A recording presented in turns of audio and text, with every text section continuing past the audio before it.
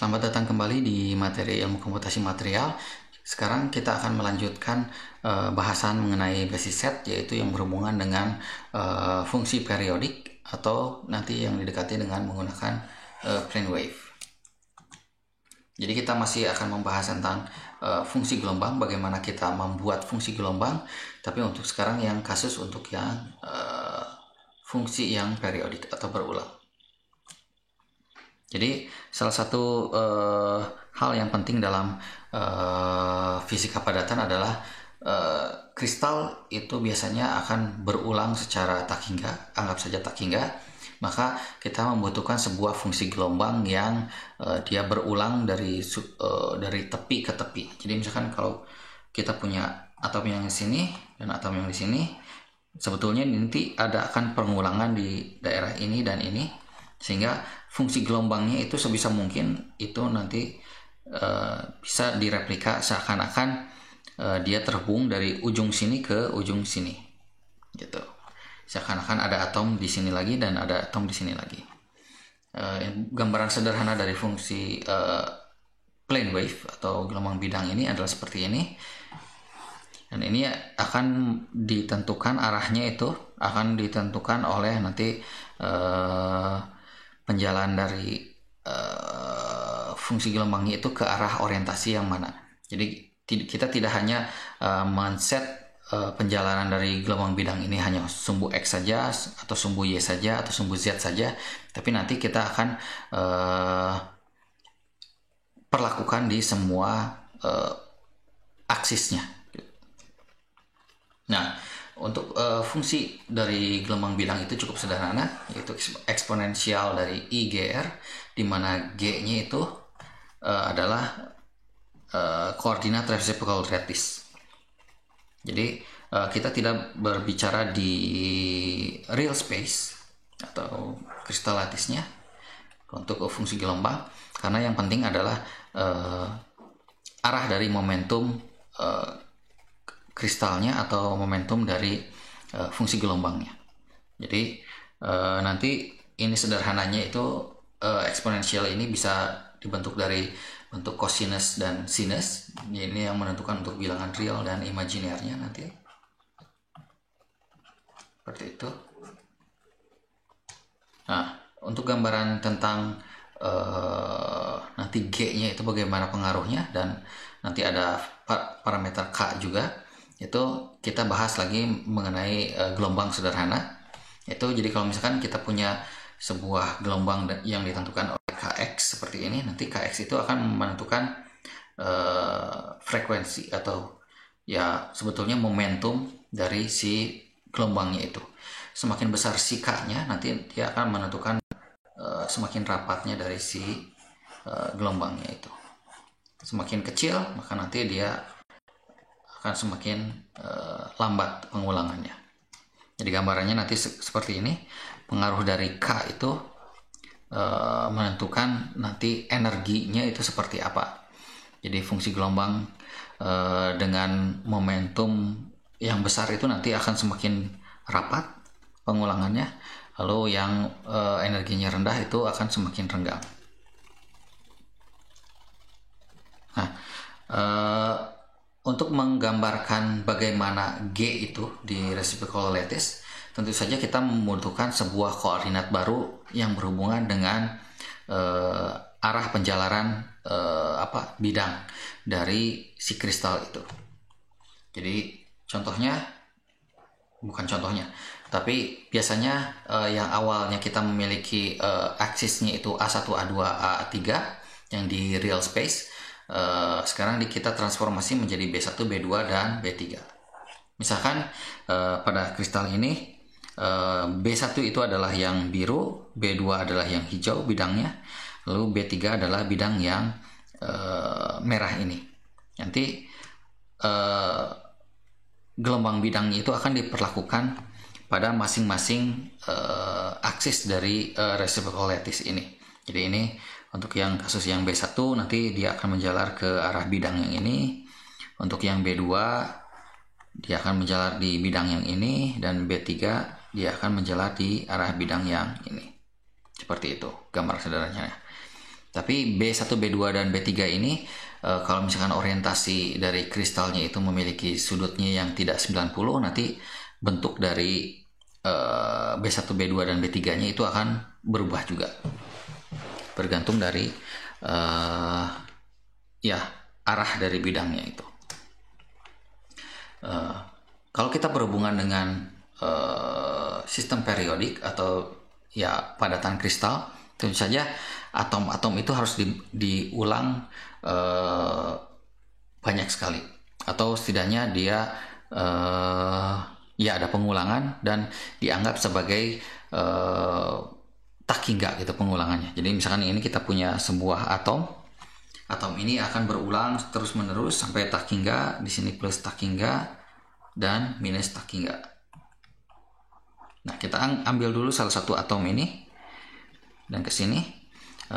Untuk menjelaskan potensial dari atom ini, kita bisa gunakan fungsi yang dinamakan U dan R. Itu nanti bentuknya kita bisa tentukan.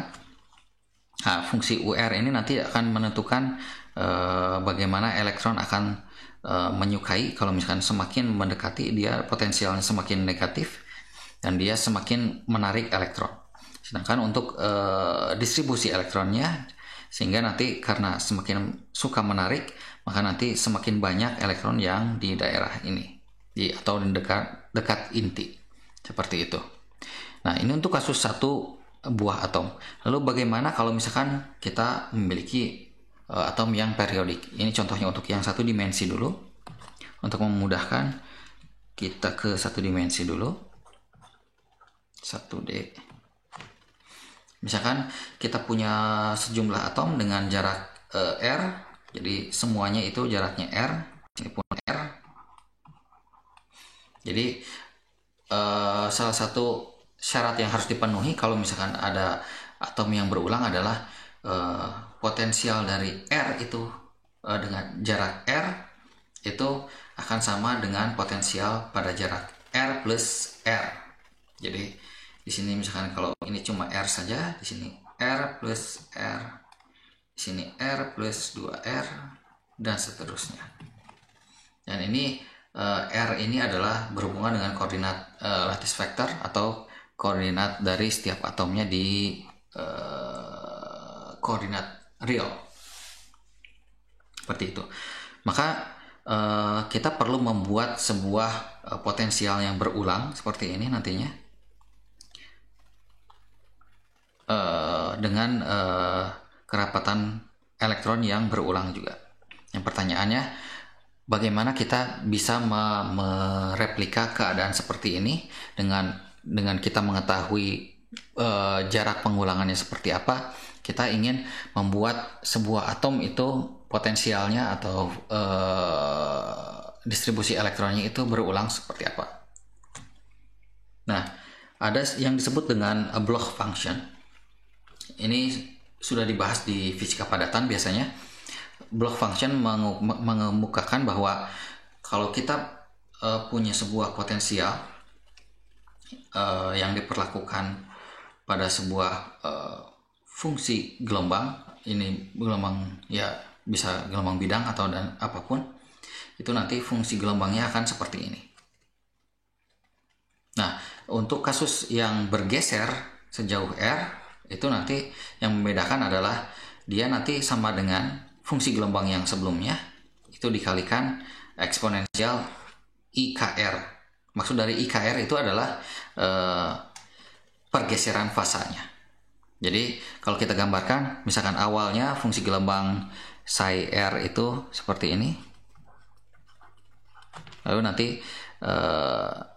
dari titik ini sampai titik ini kita anggap sebagai R, maka ini nanti psi R plus R besar.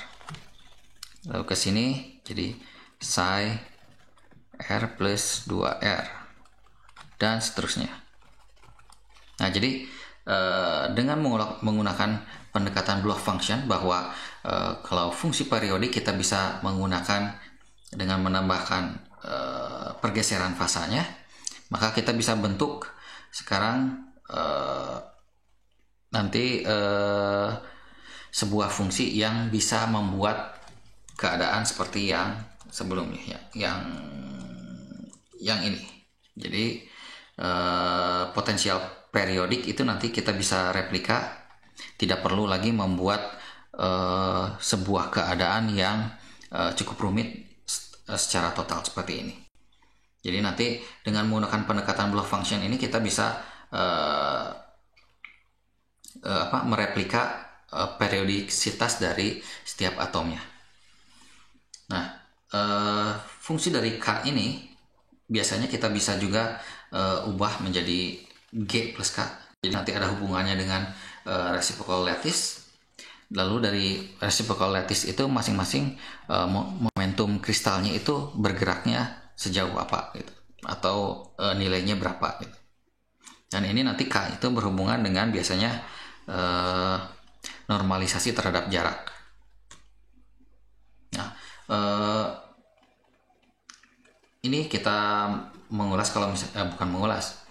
Jadi bentuk sebenarnya dari fungsi gelombang bidang itu disebut dengan plane wave orbital basis set, itu merupakan penjumlahan juga seperti yang sebelumnya di spherical wave. Jadi kita punya sebuah gelombang bidang plane wave yang dikalikan suatu konstanta tertentu dan dijumlahkan sehingga nanti totalnya itu mendekati dari fungsi gelombang dari orbit-orbit elektron. Seperti itu. Di sini ada omega besar, ini hanya untuk normalisasi saja. Karena dijumlahkan jadi kita perlu normalisasi lagi. Nah, nanti untuk yang Kohn-Sham orbital basis set itu bedanya dia kita sudah memisahkan antara reciprocal dan kristal momentumnya. Jadi nanti dari setiap reciprocal lattice-nya itu arah kristal momentumnya seperti apa. Lalu untuk density-nya juga nanti kita bisa tentu saja kita perlakukan dengan penjumlahan untuk pengulangannya. Dan kalau misalkan untuk kita mendapatkan density di arah orientasi atau di reciprocal space, itu nanti kita hanya membutuhkan untuk transformasi Fourier.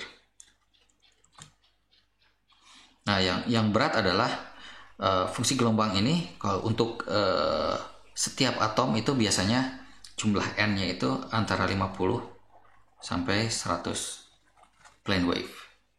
Jadi jumlah ini cukup berat untuk mereplika keadaan dari sistemnya, tapi ini ya karena menggunakan DFT di plane wave ini, jadi nanti akan lebih ringan dibandingkan spherical wave yang nanti menggunakan Hartree Fock biasanya. Jadi salah satu contohnya nanti kalau misalkan kita menggunakan pendekatan Kohn-Sham basis set yang sudah menyertakan block function di K-nya ini, itu nanti untuk mereplika potensial itu akan cukup mudah. Jadi nanti karena faktor sigma ini itu nanti akan menghasilkan periodisitas seperti ini. Itu karena sigma jadi akan dijumlahkan lagi sampai akhirnya dari atom 1 sampai ke n itu akan terreplika potensial dan kerapatan elektronnya. Untuk basis set plane wave cukup sekian. Nanti kita akan lanjutkan lagi ke apa yang disebut dengan pseudopotensial untuk memudahkan nanti proses pembuatan dari gelombang bidangnya pada video berikutnya. Terima kasih.